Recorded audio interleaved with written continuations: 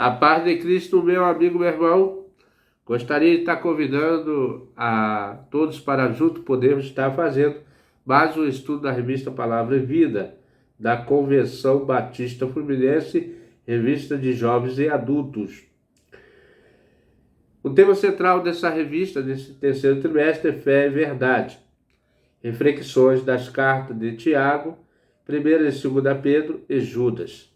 Quem escreveu esse estudo desse trimestre foi o pastor Ronaldo Gomes de Souza. Aqui, nosso sincero agradecimento a esse querido pastor que faz parte desta Convenção Batista Fluminense. Estaremos estudando a lição 11, que tem como título a Cristo, a verdade suficiente. Esse estudo tem como texto base a 2ª carta de Pedro, capítulo 1, de 1 a 11. Eu quero pedir desculpa aqui aos queridos irmãos, aos inscritos, e porque custei fazer esse vídeo, porque eu estou com problema de respiração e também gripe também, me atacou também, por causa dessa mudança climática, de clima. Estaremos orando agora para que o Senhor possa estar abençoando esse estudo. Senhor Deus, Senhor nosso Pai, querido Deus, muito obrigado por mais uma oportunidade que o Senhor está nos dando de estar fazendo esse estudo, que o Senhor possa estar abençoando a cada um de nós, em nome de Jesus. Amém. Então, irmãos, vamos estar agora lendo, fazendo aqui a leitura do texto que está proposto aqui, texto base, 2ª a Pedro, capítulo 1, de 1 a 11. Simão Pedro, servo e apóstolo de Jesus Cristo, aos que conosco alcançaram fé igualmente preciosa pela justiça de nosso Deus, Salvador, Jesus Cristo. Graça e paz a vocês multiplicada pelo conhecimento de Deus e de Jesus Cristo, nosso Senhor. Visto com o seu divino poder nos deu tudo o que diz a respeito à vida, à piedade, pelo conhecimento daquele que nos chamou por sua glória e virtude, pelas quais ele nos tem dado grandíssimas e preciosas promessas para que, por elas, fiqueis participantes da natureza divina, havendo escapado da corrupção que pela concupiscência há no mundo. Vós também, pondo nisto mesmo toda diligência, acrescentai à vossa fé a virtude a ciência, a ciência a temperança a paciência, a piedade. A piedade, a fraternidade o amor. Porque se vós houver aumentado essas coisas, não vos deixarão ociosos nem estéreis no conhecimento de nosso Senhor Jesus Cristo. Pois aquele em quem não há estas coisas é cego, nada vendo de longe, havendo se esquecido da purificação dos seus antigos pecados. Portanto, meus irmãos, procurai fazer cada vez mais firme a vossa vocação e eleição, porque fazendo isso, nunca jamais tropeçarei. Porque assim vos será amplamente concedida a entrada no reino eterno de nosso Senhor e Salvador, Senhor Jesus Cristo. Então, irmão, que nós possamos continuar firmes nesse propósito, para alcançar a entrada eterna do nosso Salvador. Então, como vimos nas últimas 5 lições que nós estudamos, a primeira carta de Pedro foi escrita para encorajar os irmãos e fortalecer diante da tribulação, perseguição e sofrimento. Já essa 2ª carta, irmão, tem como objetivo encorajar os irmãos a combater os falsos ensinos e heresia que se espalhavam na igreja. Desde o início, já existiam falsos profetas ou falsos ensinadores e mentiras se introduziam para que se espalhavam no meio do povo de Deus. A primeira abordagem da carta é o seu ensino sobre a suficiência para a vida de a suficiência de Cristo para a vida de cada cristão e da igreja. Essa suficiência, compreendê-la e vivenciá-la, que fortalecerá a igreja a identificar e vencer os falsos ensinos, assunto que o apóstolo começa a desenvolver após a costumeira saudação presente nas cartas do Novo Testamento. Então, após ele fazer aquela apresentação, né, ele começa falando a respeito das promessas, né, que Cristo nos deu. Então ele fala aqui: a graça e paz vos seja multiplicada pelo conhecimento de Deus, nosso Senhor Jesus Cristo. Perdão. Primeiro ponto, a pessoa de Cristo é suficiente. Então nós sabemos que a salvação está em torno de Cristo. Cristo é o Salvador. O verso 3 do capítulo 1 é o ponto central desta carta, que fala assim: visto como seu divino poder nos deu tudo o que diz a respeito à vida e à piedade pelo conhecimento daquele que nos chamou por sua glória e virtude. Né? O seu divino poder nos deu todas as coisas necessitamos para a vida e para a piedade. O verbo dar, indicação de dar como presente, livremente, quer dizer, um presente espontâneo, né? Essa palavra está em um tempo verbal no grego que significa algo que foi dado, está dado e continuará dado.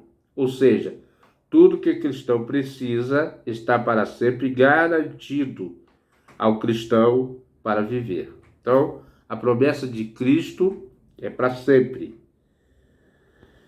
Não tudo o que ele deseja, mas tudo o que necessita. Pedro tinha visto e vivenciado muitas demonstrações do poder de Jesus. Né? Realmente, Pedro teve ali, foi um dos primeiros apóstolos a andar com Jesus e ver os milagres que Jesus operava. Através dos milagres realizados em suas próprias experiências, nós vamos ver em Mateus 14, 22 a 29. Vamos lá? Mateus, deixa eu botar aqui o papel aqui para não perder o texto. Perdão, eu não estou recuperando.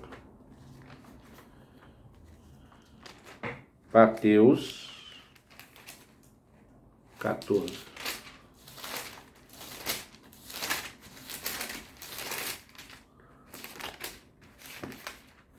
Mateus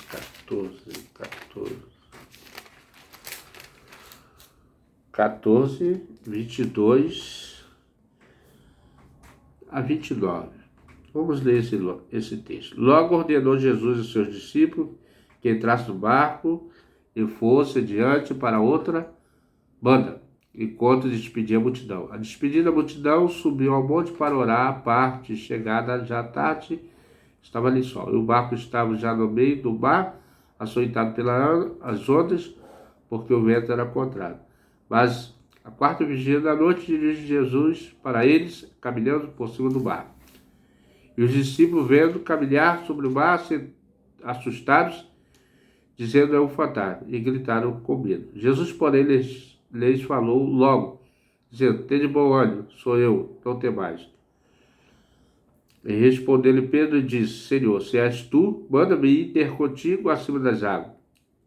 E ele disse: vem. E Pedro, descendo do barco, andou sobre as águas para ir ter com Jesus. Então, é um trecho muito conhecido que Jesus parou por um lugar para orar e eles estavam dentro do barco e tarde da noite Jesus veio ao encontro deles sobre as águas, né?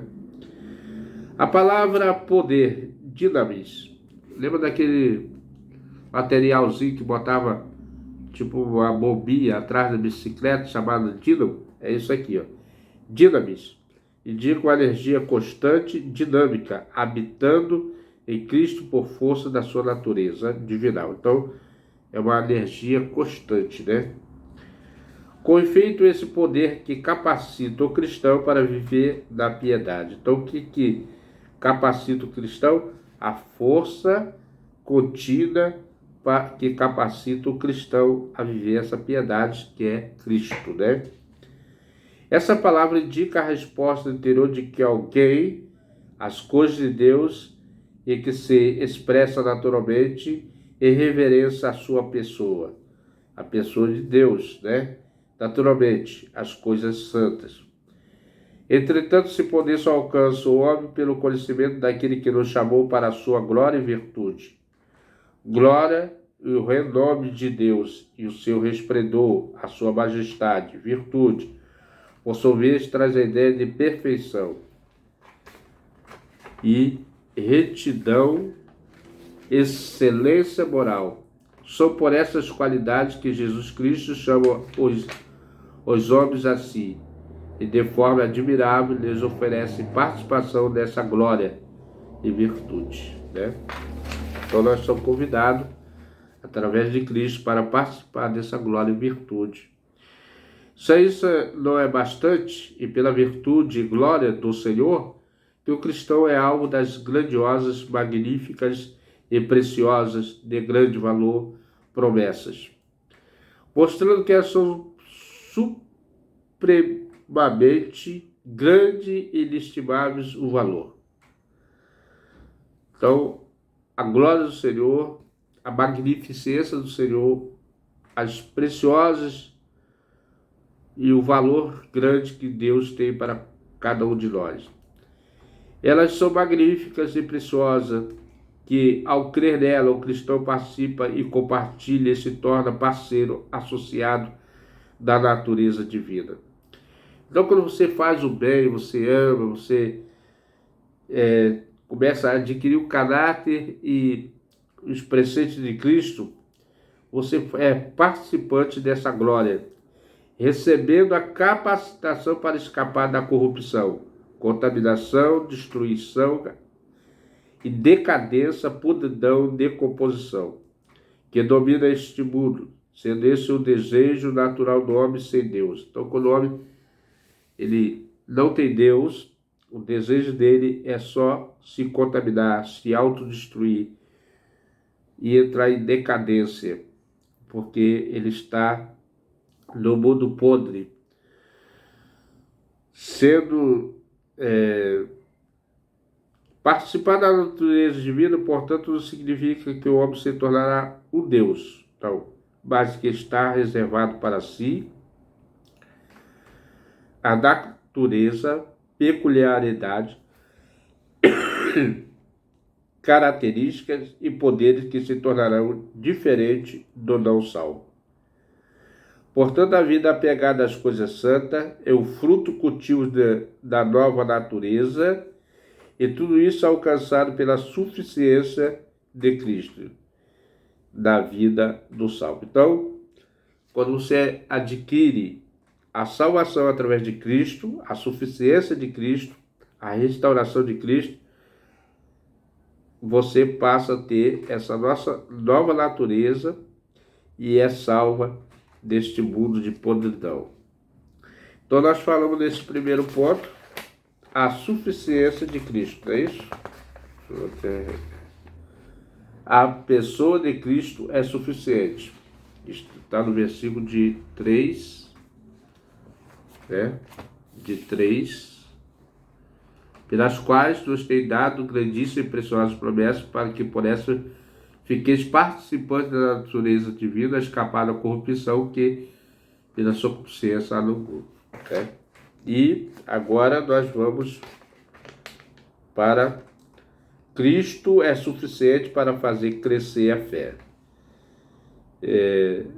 Texto base aqui é de 5, está no versículo 5 a 11, né?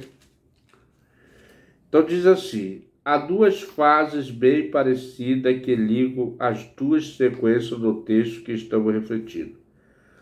Por meio do pleno conhecimento daquele Jesus que nos chamou, do pleno conhecimento do nosso Senhor Jesus Cristo. Versículo. O pleno conhecimento de Jesus coloca o cristão em contato com sua natureza divina, como também capacita para o crescimento da fé, sua prática operosa. O próprio Deus dá aos seus servos tudo do que eles precisam para viver piedoso e santo, mas o crescimento espiritual não ocorre automaticamente. Então, Deus dá todas as condições para que o homem comece a se desenvolver e a praticar as coisas espirituais. Mas isso não ocorre automaticamente. É preciso que haja dedicação na aplicação dos recursos que ele provê.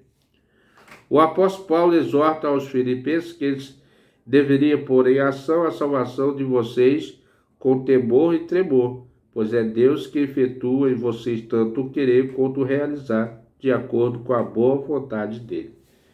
Então, o apóstolo Paulo aqui, agora já o apóstolo está dando esse esclarecimento, que quem efetua a obra é o próprio Deus, quem faz o crescimento.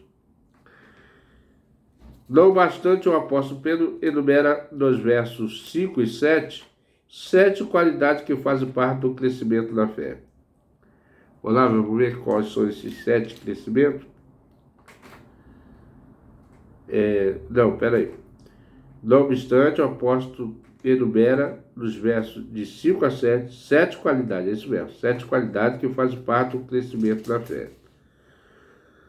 Não são etapas de desenvolvimento, mas características que estão intimamente relacionadas, assim como os elos de uma corrente. Para tanto, é necessário haver empenho nessa tarefa. O verbo empenhar. Então, o verbo empenhar aparece apenas nesse texto em todo o Novo Testamento e refere a realizar algo com envolvimento pessoal e real, enfatizando fortemente a necessidade do desenvolvimento profundo e pessoal do crente na fé. O verbo acrescentar. Então, parece aqui o verbo empenhar, o primeiro. Aí depois vem o verbo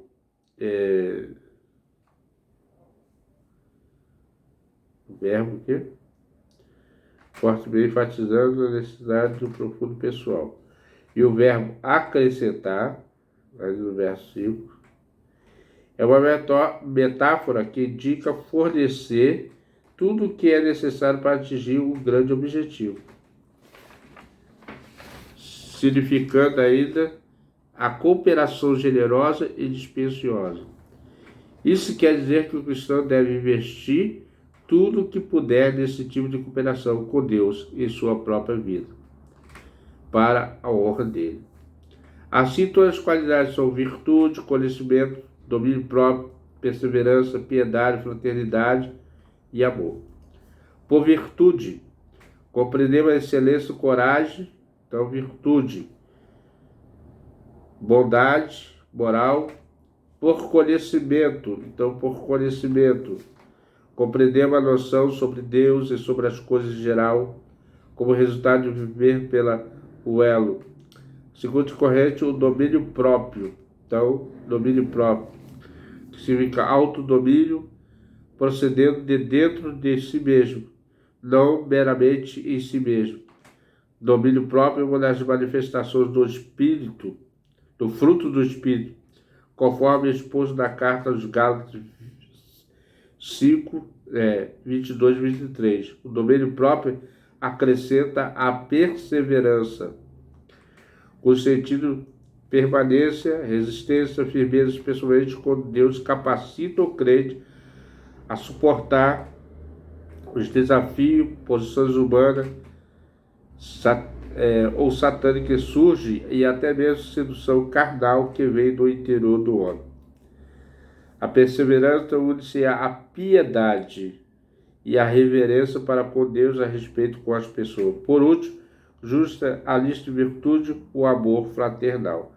Pois como nós ensina o apóstolo João em sua primeira carta, se alguém afirmar, eu amo a Deus, mas odiar o seu irmão, é mentiroso.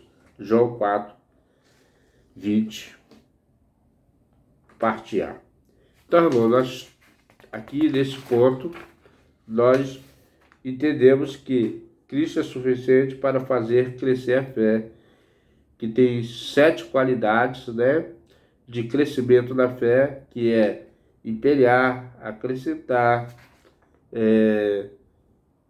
virtude, conhecimento, domínio próprio, perseverança, piedade e amor fraternal, e muitos outros também que agregam-se a esses conhecimentos.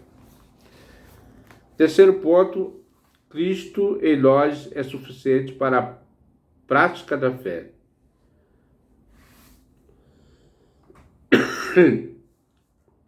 Versículos 8 a 11. Porque se vós aumentando essas coisas não vos deixarão ociosos, nem estareis nem estéreis no conhecimento do nosso Senhor Jesus Cristo.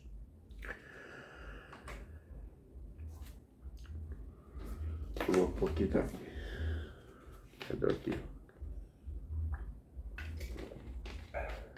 Cada garganta. Os cristãos não podem ser estéreis e frutíferos, nem acomodados com aquilo que fazem. O apóstolo Pedro sustenta que as qualidades cristãs precisam estar crescendo cada vez mais. Então, o cristão não pode ser estéreis nem frutífero. E os irmãos lembram da figueira, né? Que foi amaldiçoado por Jesus. O apóstolo sustenta que as qualidades cristãs precisam estar crescendo cada vez mais. No grego, esse verbo crescendo tem relação com a nossa palavra pleonasmo, que significa repetição de uma expressão, como eu vi com meus próprios olhos. A aplicação disso ao texto é que o crescimento da prática da fé é algo contínuo. Então, crescimento da prática da fé é algo que continua, contínuo, repetitivo, cada dia da vida do cristão. A falta de crescimento espiritual mostra justamente o declínio espiritual. Assim não pode haver espaço para a preguiça e para o relaxamento da dedicação. Pedro apresenta 3 evidências de que o cristão está crescendo espiritualmente.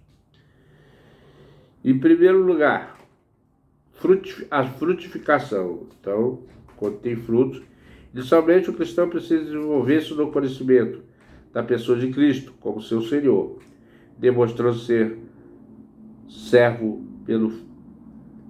seu servo pelo fruto da obra que ele nos deu para realizar. É importante dizer que a frutificação está diretamente relacionada ao caráter e à conduta do crente, né? Então, está mais relacionado com o caráter e a conduta do crente, que produz em abundância, por ser fiel e eficaz no crescimento cristão, que resulta na glorificação a Deus. Então, através do caráter, né, do crente, que resulta da abundância de ser fiel e eficaz, do crescimento cristão, que resulta na glorificação para Deus, né? A segunda evidência é a visão espiritual. Então, a primeira é a frutificação, a segunda é a visão espiritual. Quando o homem tem seus olhos espirituais abertos pelo novo nascimento, e este aguça a sua visão e enxerga o que Deus lhe quer mostrar. A frase só vê o que está perto traduz o termo que significa míope, que é aquela pessoa que só enxerga bem de perto, mas não vê claramente os objetos que estão longe. O cristão precisa ter visão de longe, alcance das coisas espirituais. Perceba o detalhe do verso que relaciona a visão cristã com a lembrança do que Cristo fez por nós.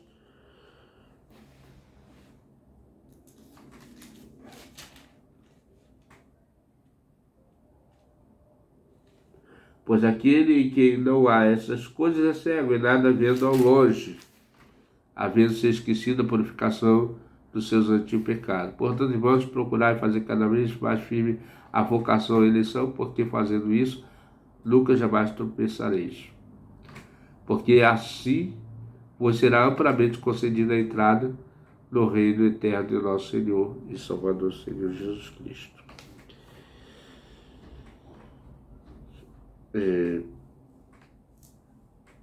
Mas não vê claramente objetos que estão longe. O cristão precisa ter visão de longo alcance às coisas espirituais. Perceba o detalhe do verso que relaciona a visão cristã com lembrança do que Cristo fez por nós. Não podemos jamais esquecer que antes éramos cegos dos olhos, foram abertos porque fomos lavados e perdoados pelo sangue de Jesus Cristo. A terceira evidência do crescimento espiritual é a segurança da caminhada. Esta segurança perpassa pela vida terrena e alcança a grande expectação cristã, que é a entrada no reino eterno de nosso Senhor Jesus Cristo. Versículo 11. A palavra suprir no verso 11 é verso traduzido para acrescentar no verso 5, que significa pagar as despesas, providenciar com fartura. Portanto, o crente que cresce na prática da fé sobre a suficiência de Cristo terá suas provisões supridas aqui e multiplicada na vida do céu. Já concluído esse estudo, irmãos, a caminhada do cristão neste mundo começa com a fé em Jesus. Então, nós começamos a nossa caminhada com a fé em Jesus Cristo. No entanto, ela deve ser direcionada ao crescimento espiritual. Devemos direcionar para o crescimento. Ao contrário, tal fé será uma fé morta, improdutiva, inoperante, pobre das coisas espirituais. Recordar as advertências de Tiago 2, 14 e 16. A fé precisa imperiosamente conduzir ao crescimento que, por consequência, gerará resultados práticos na vida, no serviço cristão. Viver esse estilo de vida, o cristianismo verdadeiro, torna difícil o crente ser levado pelo engano dos falsos ensinos, dos falsos mestres e dos que afastam da fé genuína. Então, irmãos, só com esse sustentáculo que nós permanecemos livres desses ensinos falsos, né? Porque nós buscamos conhecimento em Deus. Vamos ler Tiago aqui para se encerrar e nós estaremos orando ainda no encerramento. Tiago, né? Deixa eu ver aqui. Não, Tiago para cá. Tiago 2, 14 e 16. Meus irmãos, que aproveite se alguém disser que tem fé e não tiver obras, porventura a fé pode salvá-lo? E se seu irmão ou irmã estiver luz e estiver falta de mantimento cotidiano, se alguém vos disser, ide em paz, aquietai, fartai-vos e não derdes as coisas necessárias para o corpo, que aproveito virá daí? Então, temos que ter fé operante, né, irmãos? Produtiva. Vamos orar? Vamos agradecer a Deus por mais esse estudo. Desde já, meu sincero agradecimento a você que tem nos prestigiado, participado dessa escola bíblica dominical, uma escola virtual, na verdade, né? Vamos orar. Pai querido, Deus eterno, soberano Deus, mais uma vez oramos, agradecidos somos, ó Deus, por mais essa presença, esse estudo maravilhoso que nos trouxe a suficiência de Cristo, que Cristo é suficiente na nossa vida para transformar a nossa vida, acrescentar a nossa fé, que possamos crescer cada dia mais na sua presença, desenvolver, ó Deus, abençoe os ouvintes deste vídeo e todos aqueles que irão participar, ó Deus, quando ouvir, Senhor, esse estudo e meditar nas suas palavras. Em nome de Jesus, eu quero te agradecer. Amém e amém. Meu amigo, meu irmão, se você tem gostado desse estudo, venha conosco. Até o próximo estudo, se assim o nosso bom Deus nos permitir. Amém.